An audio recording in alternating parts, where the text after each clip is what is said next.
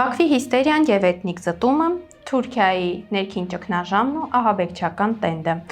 Ահա այն ամենը, ինչ տեղի ունեցել հարևան և թշնամի երկրներում անցնող շաբաթվա ընթացքում։ Բարև ձեզ, Փաստինֆոյի եթերում բաց մի թողեք հաղորդաշարն է, որի շրջանակներում շարունակում ենք հետևել թշնամու ներքին հանցուդարձին։ Բաքվի հերթական հիստերիան։ Ադրբեջանի արտաքին գործերի նախարարությունը դատապարտել է Ֆրանսիայի արտաքին գործերի նախարարությանը, որն իր երկրի խորհրդանում բարձրացրել է Արցախից բռնի տեղահանված հայերի իրավունքների, հայ ռազմագերիների ազատ արձակման, հայկական մշակութային ժառանգության պաշտպանության և Ադրբեջանում մարդու իրավունքների խախտումների հարցը։ Բաքուն Փարիզից այս օբյեկտիվ դիրքորոշումը որակել է կանխակալ և ավանդական մանիպուլյացիաներով փորձել է արդարացնել իր այսօրվա հանցագործությունները։ Սա փաստում է, որ Ալիևի կլանը սարսափում է միջազգային հարթակներում հնչող ճշմարտությունից և չի կարողանում մաղձը զսպել, երբ աշխարհը բացահայտ խոսում է իր իրականացրած էթնիկ զտումների մասին։ Ալիևի ավագ եղբայր Թուրքիան ՆԱՏՕ-ի գագաթնաժողովից առաջ հայտնվել է ահաբեկչական տենդի մեջ։ Անկարայում հատուկ ծառայությունները զանգվածային ռեյդերով ձերբակալել են 209 մարդու, որոնցից 56-ը Իսլամական պետություն ահաբեկչական խմբավորման անդամներ են։ Էրդողանի ռեժիմը շարունակում է որսալ ծայրահեղականներին, որոնց թիվը միայն այս փուլով անցնում է 200-ը։ Այս պատկերը եւս մեկ անգամ փաստում է, որ Բաքվի գլխավոր հովանավոր Թուրքիան վաղուց վերածվել է միջազգային տերորիզմի հանգրվանի, որտեղ իշխանությունները ստիպված են հարյուրներով մարդ ձերբակալել մայրաքաղաքում, որպեսզի արևմտյան հյուրերի առաջ կարողանան անվտանգության իմիտացիա ստեղծել, գրում է Հաքի Նազը։ Էրդողանի ռեժիմը նաև պատերազմ է հայտարարել սեփական ուսուցիչներին։ Անկարային ոստիկանությունը արդյունքաբեր գազ է կիրառել մանկավարժների դեմ։ Թուրքիայի մայրաքաղաքում արդեն քանի օր է շարունակվում է մասնավոր դպրոցների ուսուցիչների անժամկետ հացադուլը։ Ոստիկանությունը արդյունքաբեր գազով դաժանորեն ցրել է բարեփոխումներ պահանջող մանկավարժների խաղաղ երթը։ Անդամատի ժողովրդահանրապետական կուսակցության առաջնորդ Օզգյուր Օզեն աջակցություն է հայտնել բողոքողներին, խոստանալով իշխանափոխությունից հետո չեղարկել գաղափարական զտումներ հիշեցնող աշխատանքային հարցազրույցները։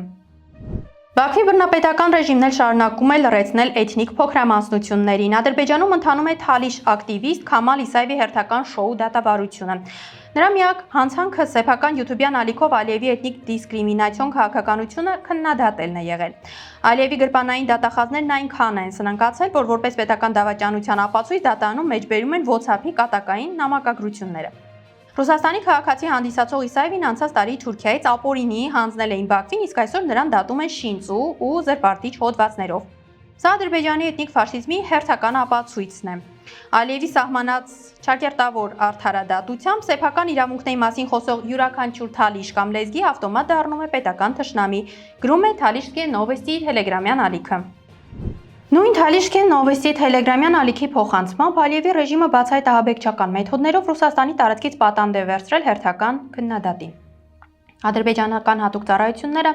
Եկատերինբուրգից ապօրինի առևանգել եւ Բաքվի բանտերին նետել Ռուսաստանի քաղաքացի հանրային գործիչ Զահիրեդին Իբրահիմովին։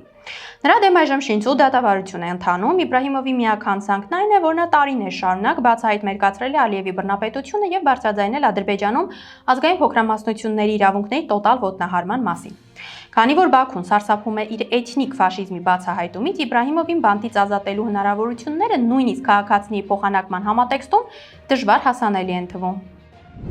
Ալիևի բռնապետությունը շարունակում է Ադրբեջանը վերածել փակ բանտի, արգելելով ընդդիմադիրների ելքը երկրից։ Մուսավատ կուսակցության մեջլիսի ղեկավար Արիֆ Հաջիլիին Բաքվի օդանավակայանում արգելել են մեկնել Վիեննա,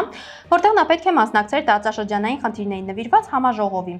Ռեժիմը նույնիսկ չի բարձրաձայնել սահմանափակման իրավական որևէ պատճառ։ Ալիևի կլանն այնքան է սարսափում միջազգային հարթակներում Ադրբեջանի ներքին խնդիրների բացահայտումից, որ ուղղակի արգելում է այլախոհներին լքել երկրի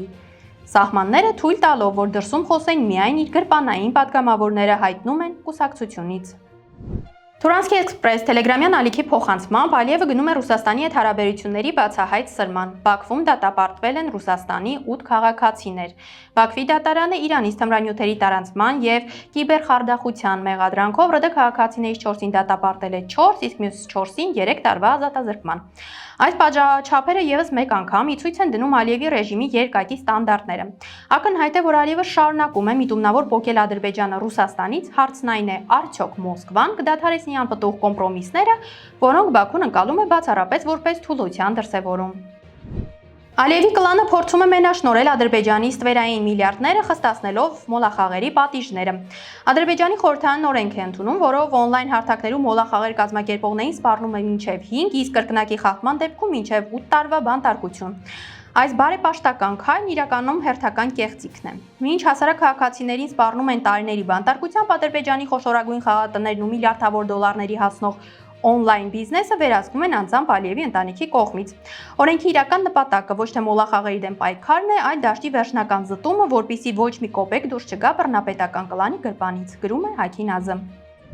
Իսրայելցի զբոսաշրջիկների լկտի վանդալիզմը Եվրոպայի սրտում։ Պաղեստինի դրոշը կատաղության նոպա է առաջացրել նրանց մոտ։ Իսպանիայում իսրայելցի զբոսաշրջիկների մի խումբ կատաղի հարձակում է գործել Արաքս Սնդի կետի վրա, այնտեղ փակցված Պաղեստինի դրոշի պատճառով։ Նրանք անցել են ֆիզիկական ագրեսիայի տակնու վրա, անելով սպասարկման կետը եւ բացահայտ արհամարանք ցուցադրելով հյուրընկալող երկրի օրենքների հանդեպ։ Այս միջադեպը փաստում է այն տոտալ անհանդուրժողականությունը, որն այսօր տարածվում է աշխարհով մեկ։ Եվրոպայի կենտրոնում իսրայելցի զբոսաշրջիկները փորձում են ուժի դիրքերից թելադրել իրենց կանոնները, չհանդուրժելով անգամ այլ խորհրդանիշի գոյությունը, գրում է Pars Today Russia։ Ալիևի կլանը Բաքուն թողել է առանց ջրի։ Ադրբեջանցիները տապ ամռանը կանգնել են հումանիտար աղետի առաջ։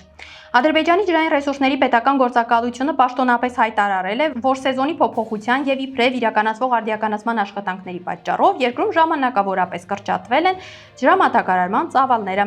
Արդյունքում մայրաքաղաք Բաքվի մի շարք թաղամասերում ջրի մատակարարման ժամանակացույցը կրճատվել է եւս 2-ից 3 ժամով, գրում է Ձևիչյա Բաշնյան։ Այսօրվա համար պատրաստել էինք այսքանը։ Fast Info-ի հաղորդումներին արագ հասանելիություն ունենալու համար կարող եք բաժանորդագրվել YouTube-յան մեր ալիքին։ Մնացեք մեզ հետ։